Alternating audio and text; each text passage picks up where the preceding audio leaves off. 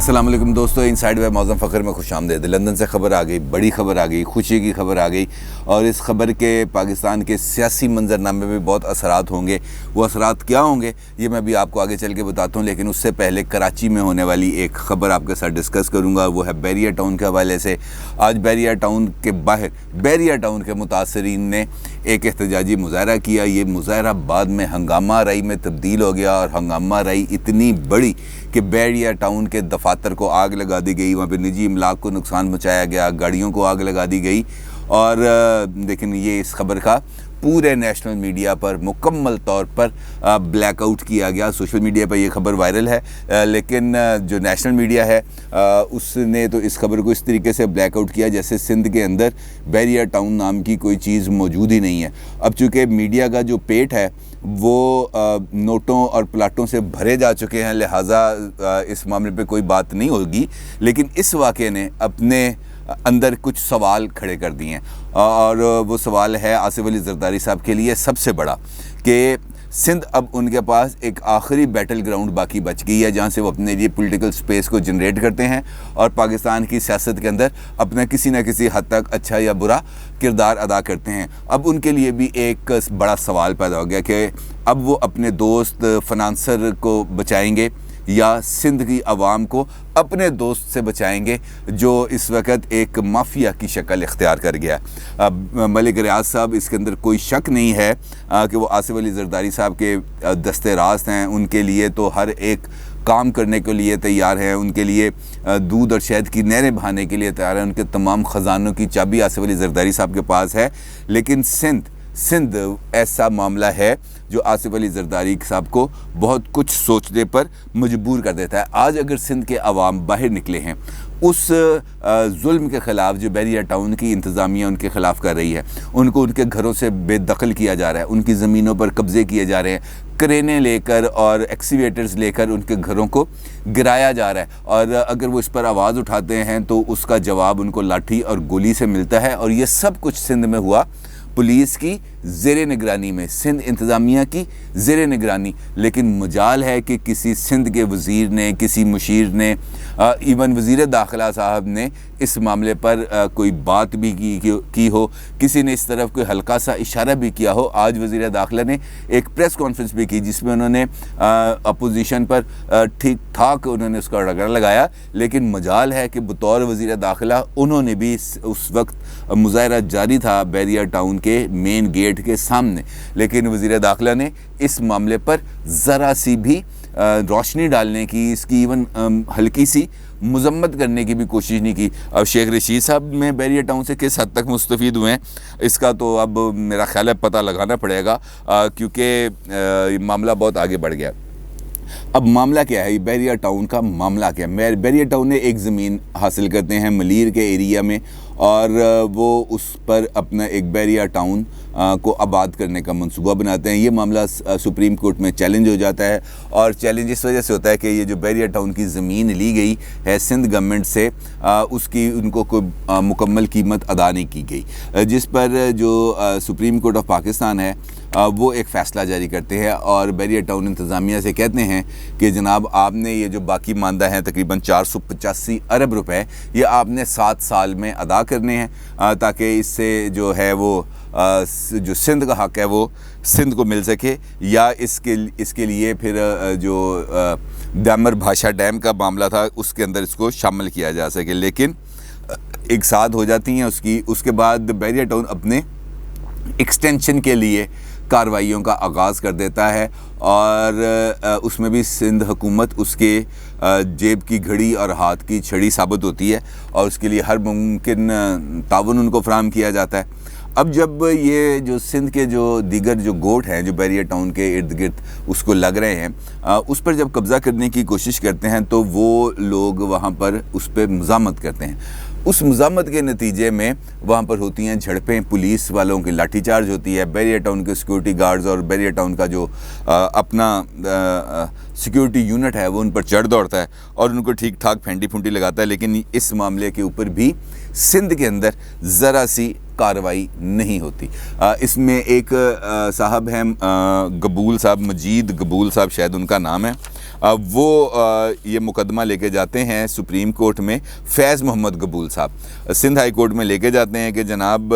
हमारे साथ ज़्यादती हो रही है और हमें अगर उन्होंने ज़मीन लेनी है तो उसके मुकम्मल जो मार्केट रेट के हिसाब से पैसे हैं वो अदा करें, वो नहीं करे तो जो सिंध हुकूमत है, वो सिंध हाई कोर्ट है, वो फैज़ अहमद गबूल साहब के हक़ में फ़ैसला भी दे देती है। लेकिन इसके बावजूद बैरिया टाउन की पेशकदमी जारी रहती है। अब ये मामला रुक नहीं रहा और आसिफ अली जरदारी साहब के लिए प्रॉब्लम क्रिएट हो रही है, क्योंकि अब सिंध के अंदर से आवाज़ों का उठना, खुलकर सामने आना उनके लिए एक बहुत बड़ा चैलेंज है, क्योंकि देही सिंध उनका इलेक्टोरल मेन ग्राउंड है जहाँ पे बैठ के वो अपनी पूरी पॉलिटिक्स करते हैं, क्योंकि अपने आप को उन्होंने ख़ुद सिंध तक महदूद कर लिया है। अब अगर सिंध में उनकी पॉलिसीज़ के ख़िलाफ़ राय अम्मा मुनज़्ज़म होना शुरू होती है तो इसका बैकलैश यकीनी तौर पर पीपल्स पार्टी को सिंध के अंदर भुगतना पड़ेगा। और आसिफ अली जरदारी साहब को अब ये देखना है कि उन्होंने सिंध के अवाम के राइट्स को किस हद तक प्रोटेक्ट करना है और किस तरीके से अपने दोस्त को बेल आउट करना है, क्योंकि उन्होंने डेफिनेटली अपने दोस्त को तो बेल आउट करके ही छोड़ना है। लेकिन जहाँ पर अगर हम देखें तो एकेडमिकली जो हुकूमतें हैं उनका बुनियादी तौर पर फ़र्ज़ होता है कि वो लोगों के जान व माल का तहफ़्फ़ुज़ करें, उनके जो हकूक़ हैं, शरई हकूक़ हैं, उसकी ज़मानत दें। और उसके लिए ये ज़रूरी है कि अपनी जो ज़ाती दोस्ती हैं उसको पसे पुश्त डालें। और आसिफ अली जरदारी साहब के लिए यकीनी तौर पर ये एक बहुत बड़ा इम्तहान है। ये इम्तहान वफाकी हुकूमत के लिए भी उतना ही बड़ा है, क्योंकि जब अभी लास्ट हेयरिंग हुई थी सुप्रीम कोर्ट में और वफाकी हुकूमत की तरफ से वो जो एक साथ का मामला जिसका मैंने भी थोड़ी देर पहले आपसे ज़िक्र किया था, तो जब वफाक से पूछा गया कि जनाब आप ये बैरिया टाउन की दरख्वास्त है कि ये जो हमें एक 7 साल के अंदर हमने ये 480 अरब रुपए जमा कराने हैं, इसके अंदर हमें कुछ रिलैक्सेशन दी जाए, तो वफाक की तरफ से जो जवाब दाखिल किया गया उसमें ये कहा गया कि जनाब अगर आप इनको रियायत कर दें तो हमें कोई इतराज़ नहीं है, इनको आप रियायत कर दें, इनको जितनी भी छूट मिल जाए तो ये हमारे लिए कोई इसमें ख़तरे वाली बात नहीं है, कोई परेशानी वाली बात नहीं है। और इसका इजहार भी हो गया, क्योंकि आज शेख रशीद साहब जिसका मैंने आपको ज़िक्र किया, उनको इस बात का तो बड़ा रंज था कि नवाज़ शरीफ साहब को जो बाहर चले गए वो इमरान खान को गोली देकर चले गए, इस बात का उनका रंज था। उन्होंने इस बात का ज़िक्र किया कि इमरान खान को भी इस बात का रंज था, लेकिन उनको इस बात का रंज नहीं था कि किस तरीके से जो सिंध के लोग हैं उनको अपने घरों से बेदखल किया जा रहा है। और काश वो इस मामले पर भी थोड़ा सा बोल लेते तो शायद कुछ राय अम्मा उनके हक़ में भी थोड़ी सी हमार हो जाती। लेकिन क्या किया जाए, यहाँ पर ताकत का असूल चलता है, ताकतवर का जो कानून है वो ही माना जाता है, और जो कमज़ोर तबका है उसने ऐसे ही जुल्म की चक्की में पिसते रहना है। ये शायद नए पाकिस्तान का भी वही दस्तूर है जो पुराने पाकिस्तान का था। अब खैर बात करते हैं लंदन की, और लंदन से जो ख़बर आई है वो ये है कि मरियम सफदर साहिबा की जो बड़े साहबजादे हैं जुनैद सफदर साहब,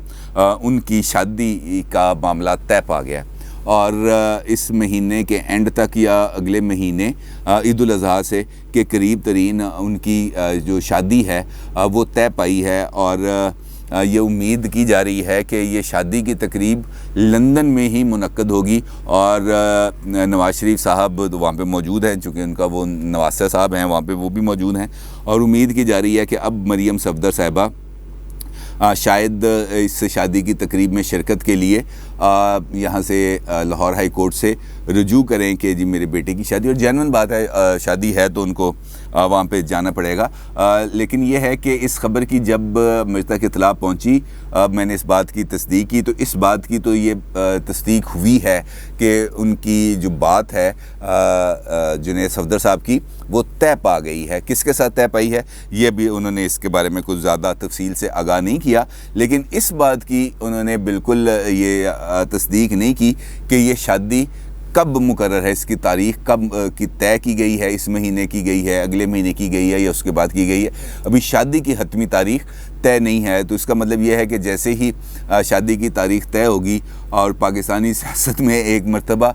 پھر بھونچال آ جائے گا کہ دیکھیں مریم نواز صاحبہ اب ملک سے باہر جانے کا ایک اور بہانہ تلاش کر رہی ہیں. ان کے بیٹے سے کہیں کہ وہ پاکستان میں آ کے شادی کر لے, اس پر تو کوئی مقدمہ نہیں ہے, وہ تو پاکستان میں آ سکتے ہیں, اور ان کو باہر جانے کی کیا ضرورت ہے. پہلے یہ سرجری کے نام پہ باہر جانا چاہ رہی تھیں, لیکن پھر انہوں نے کہا کہ میں باہر نہیں جاؤں گی چاہے مجھے ٹرے پر ہی بورڈنگ کارڈ رکھ کر نہ دے دیا جائے. اور اب اس کے بعد جب یہ شادی کی بات آئے گی تو پاکستانی سیاست میں یقین جانیے ایک مرتبہ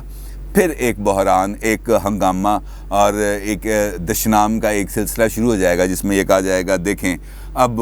ایک اور سزا یافتہ کنوکٹڈ پرسنالٹی کو ملک سے باہر بھیجنے کے لیے لاہور ہائی کورٹ سے رجوع کر لیا گیا ہے. اور یہی پاکستان کا وتیرہ ہے جہاں پر شاید اس قسم کے معاملات کو ایسے ہی تناظر میں دیکھا جاتا ہے, پرکھا جاتا ہے, آگے بڑھایا جاتا ہے, کیونکہ یہاں پر اس کے علاوہ اور کوئی معاملہ نہیں. یہ بات تو نون لیگ کے اندر طے پا چکی تھی اصولی طور پر کہ اسٹیبلشمنٹ کے ساتھ فی الحال کوئی بات چیت نہیں کرنی, لیکن اسٹیبلشمنٹ نے چونکہ خود رابطہ کر لیے ہیں اور جس کے نتیجے میں کچھ بات آگے بڑھی ہے, کچھ آئس بریکنگ ہوئی ہے, اور اسی آئس بریکنگ کے نتیجے میں ہم دیکھ رہے ہیں کہ جو پی ٹی آئی ہے اس نے نون لیگ کو بالکل اپنا نشانے پر رکھ لیا ہے. آج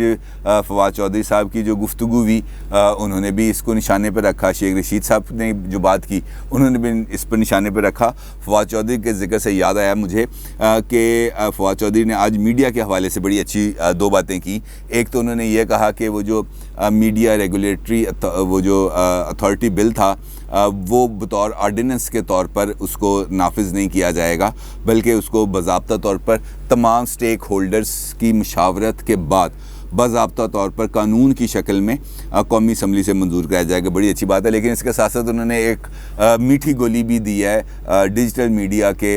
جو لوگ ہیں ان کے لیے, اور انہوں نے یہ کہا کہ جناب حکومت نے طے کر لیا ہے کہ اب ڈیجیٹل میڈیا کو بھی جو باقی پرنٹ اور الیکٹرانک میڈیا ہے اس کی طرح اشتہار جاری کیے جائیں گے. اور اس کا مطلب یہ ہے کہ اس وقت جو چینلز چل رہے ہیں حکومتی ترجمانوں کے اور سرکاری بھونپوؤں کے, ان کو مالا مال کرنے کے لیے ایک نیا منصوبہ حکومت نے تیار کر لیا, اور یہ جو بہتی گنگا ہے خزانے کی, اس سے وہ سب لوگ اب ہاتھ دھوئیں گے. اور اس گنگا تک ہماری تو چونکہ رسائی نہیں ہے کیونکہ ہم تو حکومت کے ناقدین میں شامل ہیں, لیکن وہ لوگ جو مشینوں کے سر پر اپنے سارے کام کر رہے ہیں, اور ان کے لیے تو بڑی خوشخبری ہے کہ اب حکومت نے ان کے لیے جو زیادہ راہ ہے اس کا بڑا اچھا بندوبست کیا ہے. شرط صرف یہ ہے کہ آپ کو مشرف با عمران ہونا ہے, اور اس کے نتیجے میں آپ کے لیے جو سرکاری اشتہارات ہیں جو یوٹیوب پر وہ جاری کریں گے, اس پر آپ کی ویب سائٹس پر اور آپ کے جو یوٹیوب چینلز ہیں اس کے لیے یہ جو بہتی گنگا ہے اس کو کھول کے بہا دیا جائے گا. اب دیکھنا یہ ہے کہ اس میں کون فیض یاب ہوتا ہے اور کون نہیں. ایک رائے جو میں آپ کے ساتھ شیئر کرنا چاہتا ہوں, مہرین خان صاحبہ نے پوچھا ہے, کہا ہے زلفی بخاری صاحب جب پی ٹی ڈی سی کے چیئرمین تھے اس ادارے کے 26 موٹلز کو لیز پر دینے کی منصوبہ بندی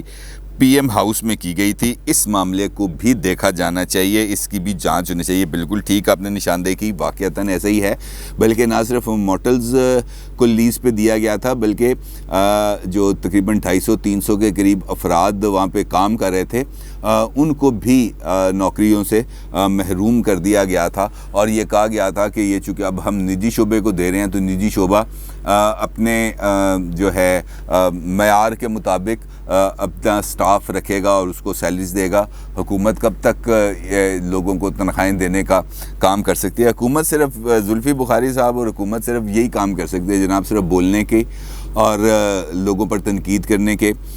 کیچڑ اچھالنے کے. اس کے علاوہ ان کے پاس اور کوئی کام نہیں ہے, نہ کوئی آپشن ہے. یہ بات آپ کی ضرور ٹھیک ہے. میں خود بھی اس پر کام کروں گا, یہ دیکھوں گا کہ یہ جو موٹلز ہیں اس کو لیز پر کیسے دینے کے لیے کون کون سے لوگ ملوث تھے, کس طریقے سے اس پر کام کیا گیا. جیسے کوئی انفارمیشن ملتی ہے انشاءاللہ آپ کے ساتھ شیئر کروں گا. اپنی رائے کا ضرور اظہار کیجیے گا. آپ کا بہت شکریہ. اللہ حافظ.